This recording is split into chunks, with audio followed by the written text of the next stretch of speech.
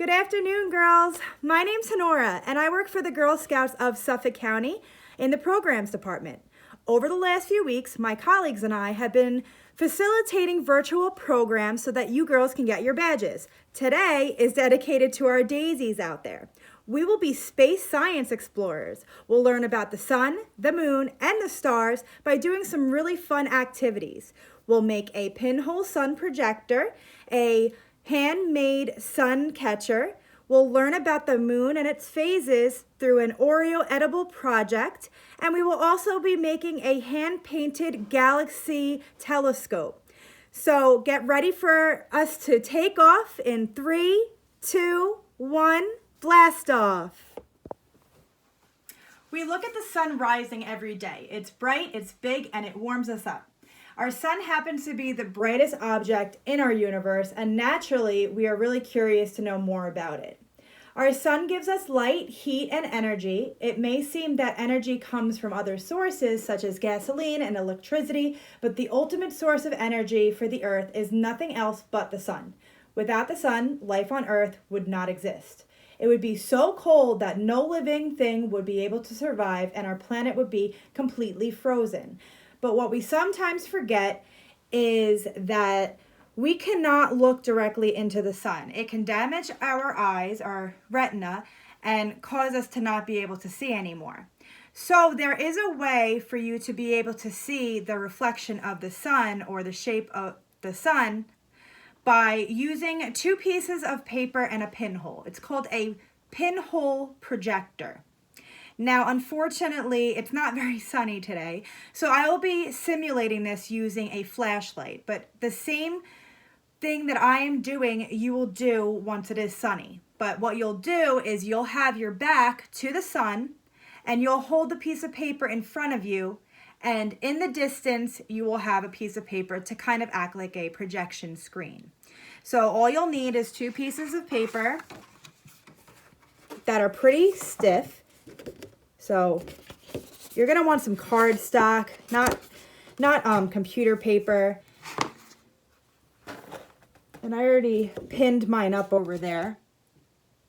And for this part, I'm going to need a push pin or a sharp object to poke a hole through. So for this part, I would like you to make sure that you have a parent helping you. So I'm going to push my pin right through the paper, just to make a circle, if you could see. Okay. And I would like to make this a little bit bigger, so I'm going to push a pen through it and just twist it right through. So that I have a nice circle right there. Okay. Great. Okay. So I'm also going to be using my flashlight. So I'm gonna set up my camera so that we can see it a little bit better. I'm gonna turn off my lights in my bedroom so that you can see the reflection of the sun. Okay, so I have my piece of paper pinned to the wall of my bedroom just because it isn't sunny out today. It's a bit cloudy. So what you would do to simulate the sun and project it onto your solid piece of paper would be, when you go outside, you might want to put your piece of paper on the floor, on the ground, or in the grass. And what you'll do is you'll hold up your paper and you'll have your back facing the sun. So when you're holding it right in front of you, the sun will project onto this piece of paper so that you don't have to directly look into the sun. You don't want to damage your retina. So I am going to put my flashlight on, and we're going to get that projected onto my piece of paper. How cool is that? It's the safest way for you to be able to see the sun without hurting your eyes. Cool.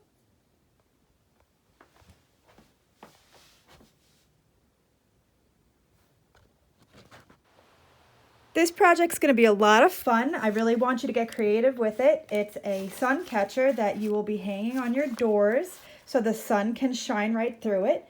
So what you'll need for this project is a paper plate You'll need some coffee filters, or just one if you're only making one.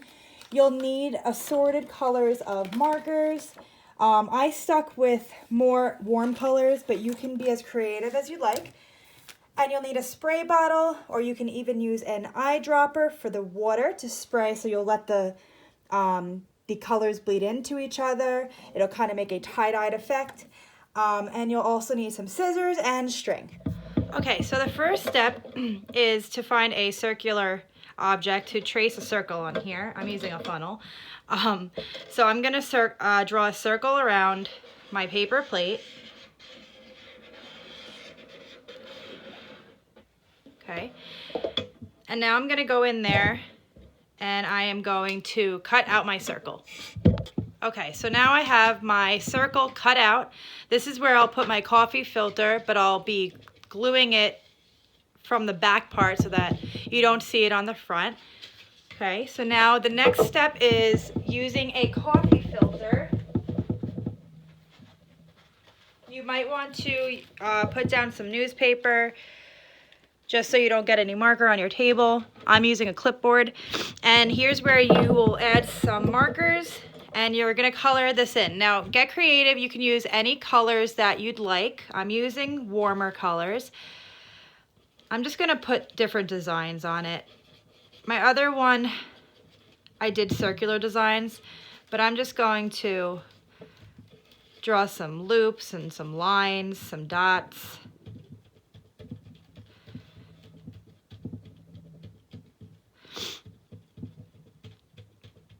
Don't worry about filling completely.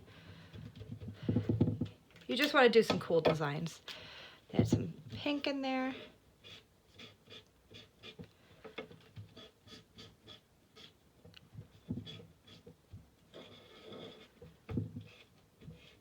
Add some lines.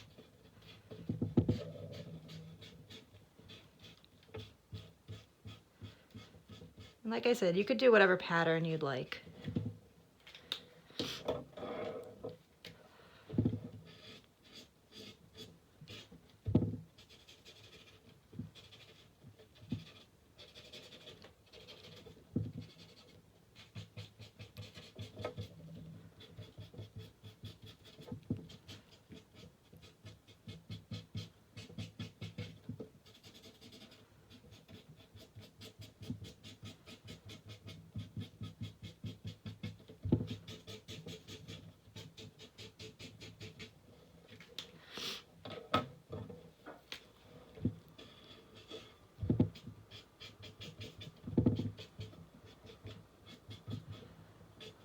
Okay, so now I am going to use my spray bottle and I'm going to spray my coffee filter and get it nice and saturated.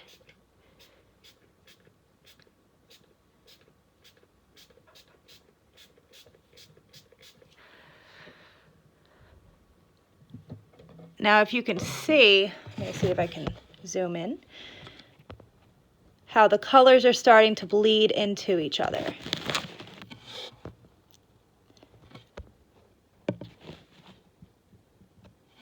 For instance, that part right there, right over here. See how that's starting to bleed into each other? Okay, and I'm gonna let mine dry. And while that's drying, I'm going to also color my paper plate.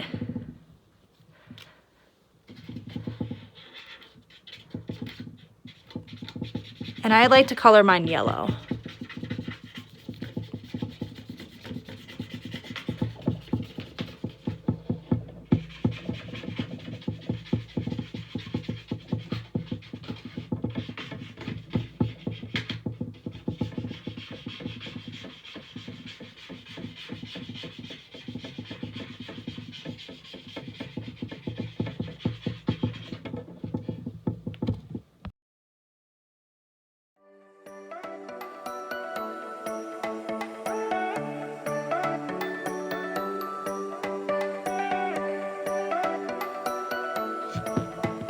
Okay, so I've completed coloring in my paper plate yellow. So now I'm going to also,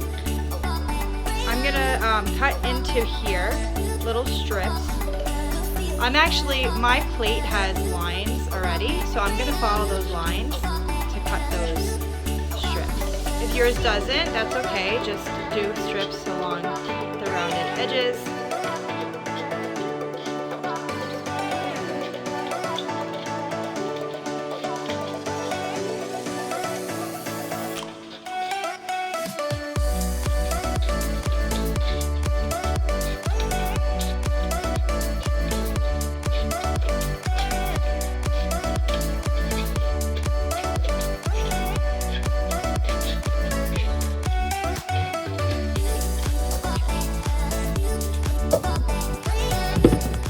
Okay, so I let my coffee filter dry, and now it's pretty flat, so that's good. And now I'm gonna flip my paper plate over, and you can use tape or glue. I'm gonna use a glue stick, and I'm gonna glue the edge of the circle, because that's where I'm gonna put my coffee filter. I'm gonna get a nice layer so it sticks nicely. Okay. Right, and now you can see that the colors that I drew, they bled into each other, kind of like a tie-dye design. Okay, now I'm putting my coffee filter down. I'm gonna use my finger and I'm gonna smooth out those edges.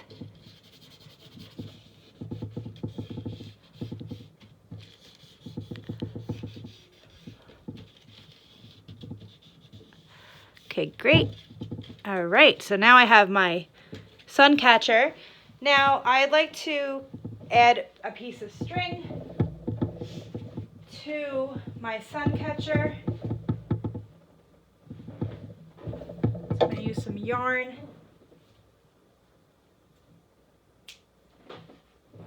And what I'm going to do is I'm going to tie the end so that I have a loop on top. So I'm going to tie that, like so. Okay, cool. And now I'm going to put some tape on my yarn where I tied the loop. So I put some tape where the loop is. And I'm going to flip my paper plate over again and tape my loop so that I can hang it on my window. And the sun finally came out, so I am going to put my sun catcher on this little hook that I have on my door, but you could tape it to your window if you'd like. And look how pretty that is.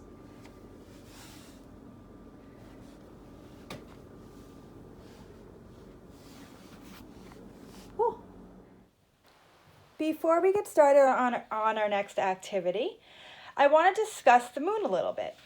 The moon has phases. That means it looks a little different to us each night during its 1-month orbit around our planet. We describe how the moon looks with terms such as full moon, first quarter, and new moon, which we can't really see because the side that is lit faces away from us. The moon has no light of its own. Moonlight is sunlight bouncing off the moon's surface. As the moon orbits around Earth, the sun lights up whatever side of the moon is facing it. To the sun, it's always a full moon. So we are going to be representing the moon phases in a fun and delicious snack activity, but let's first go over which ones we will be making. We will be doing the 8 different moon phases around the Earth. So here's our Earth. And in order, we're going to be doing it counterclockwise. So we first start with the new moon. The new moon then goes to waxing crescent. It goes to the first quarter, waxing gibbous, full moon, waning gibbous, last quarter, and waning crescent. So if you can imagine, we'll have our circular Oreos, and we are going to carve out each piece of cream to make it look like each phase of the moon. So for instance, the new moon would be a piece of Oreo that has no vanilla cream on it, and the full moon will have all of the cream on it. So let me go grab my Oreos. What you'll need for this is a paper plate, a green and blue marker, something to create a circle in the middle of your plate, and you'll need 8 Oreos and a spoon. So for the first part, I'm going to reuse some of the paper that I cut out from the last plate when we made our sun catcher. And I'm going to trace a circle around my paper to make the earth. Okay, and now I'm going to color this in green and blue. You can even leave some white if you'd like. But you'll just add some green and blue to make it look like the earth. It doesn't have to be exact. Mine definitely won't be. So I'm going to add some green.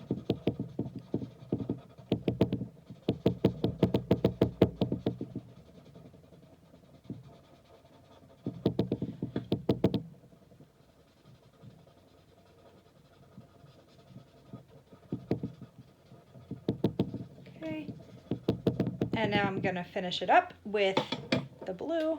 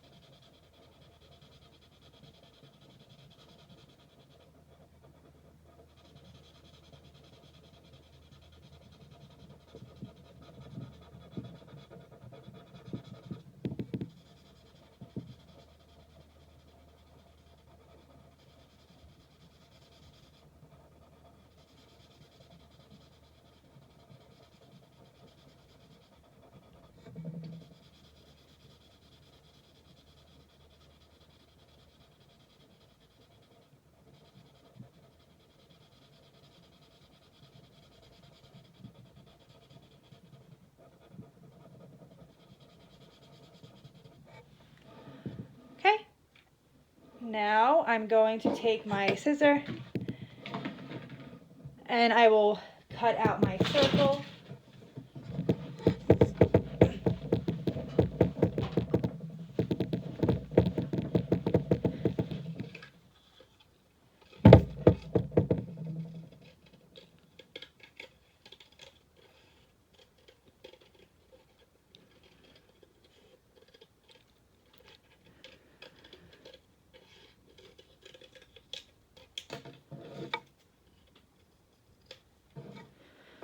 Okay, and now I'm going to glue my earth to my paper plate.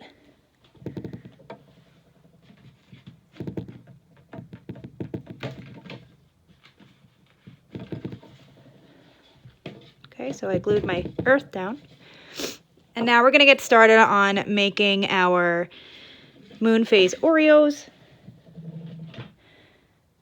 So the tough part about doing this is making sure that you're opening the Oreos correctly. So what I recommend is you twist it first. It might not come out perfectly all the time, but you'll still be able to use the Oreos if you're careful. So if I open up mine, you see how mine doesn't open up perfectly? Well, I can always carve around it to make the phases. So I actually did some ahead of time. So let's first refer back to our picture. If we look at our picture, we have our new moon and our full moon. So we'll need one blank side of an Oreo and one with cream on it. Okay, so I have one of my Oreos has a little bit of cream on it, so I'm going to use my spoon and I'm going to carve out the rest of the cream.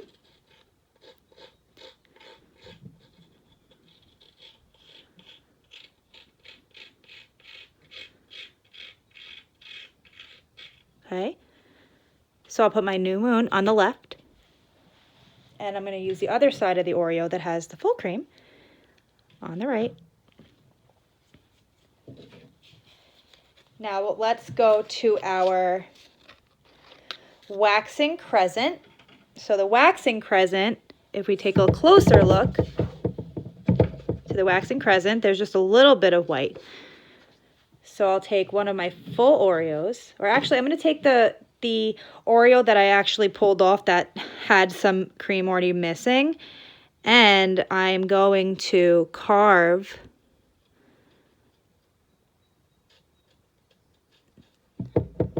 the extra cream from the middle just to leave a little sliver of moon. See how I did that? And if you've noticed, well, I was holding it this way, but this could also be a waning crescent. See? This would match with this, and then if you turn it, you have your waxing crescent. So I'm going to put my waxing crescent right here, and then work on my waning crescent.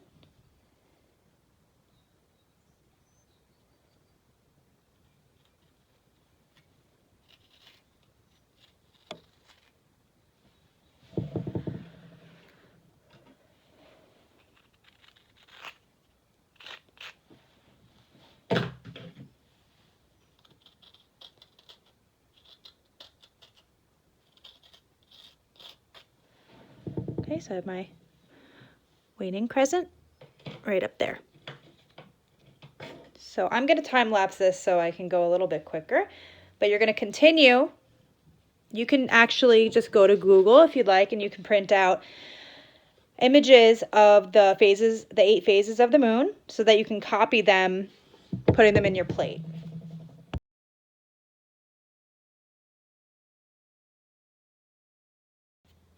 Okay, so now we have our phases of the moon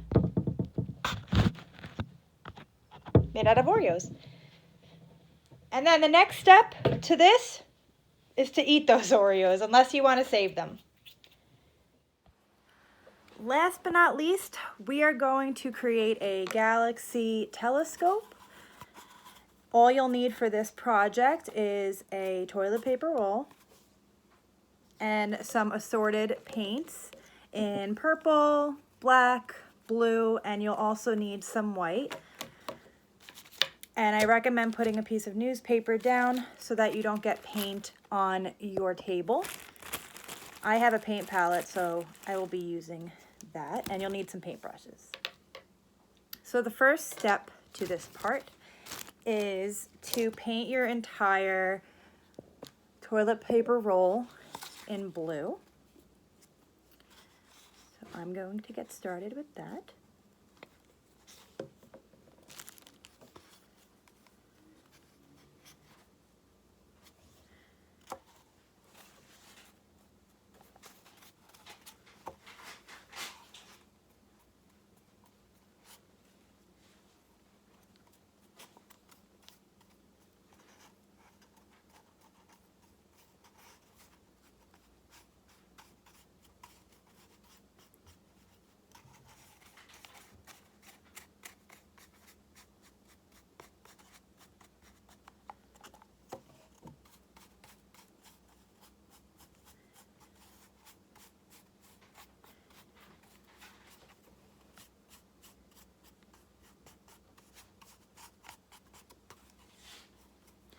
What's fun about this project is when you're adding the other colors, you don't have to worry about rinsing your brush in between the layers, because you will be doing a similar technique to sponge painting.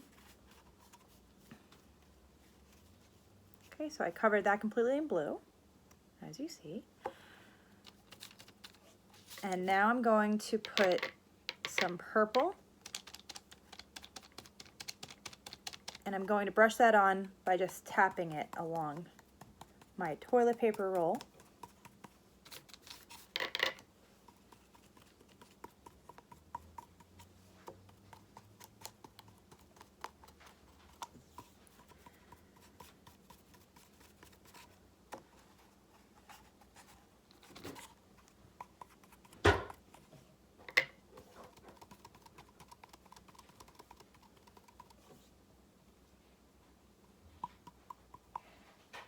like so. And then I'm going to add some black paint,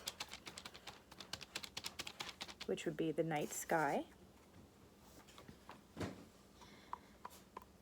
And if you like, you can also twirl it a little bit to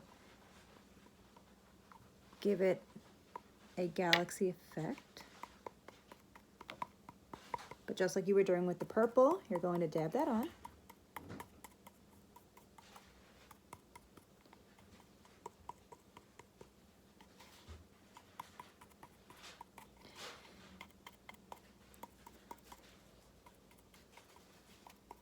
Okay. And the last step to painting your telescope is to add some stars. So you can let this air dry. I'm just going to use a hair dryer to dry this up before I do the stars. All right, so I dried my toilet paper roll almost completely. There's a few wet spots, but that's okay, it'll dry. Okay, and to add your stars, you'll want to use a small brush, and I'm going to dip that inside of my white paint. And you'll use your finger to hold down the bristles and splatter the white paint onto your toilet paper roll. Okay.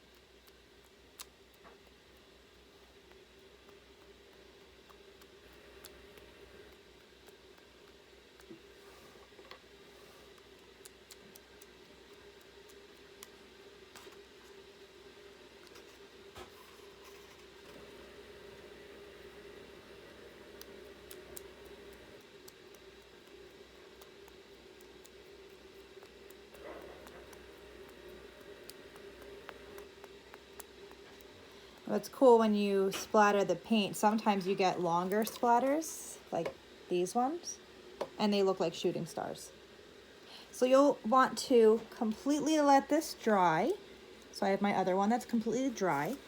And space scientists like to use telescopes so that they can zoom in on the moon, they can focus on certain stars. So you can use this in the night sky, get out there when the sun has gone down already, and you can look right through that to focus on your stars. I hope you girls had a great time learning about space science with me, and we hope to see you at our other virtual programs, and have a good rest of your weekend.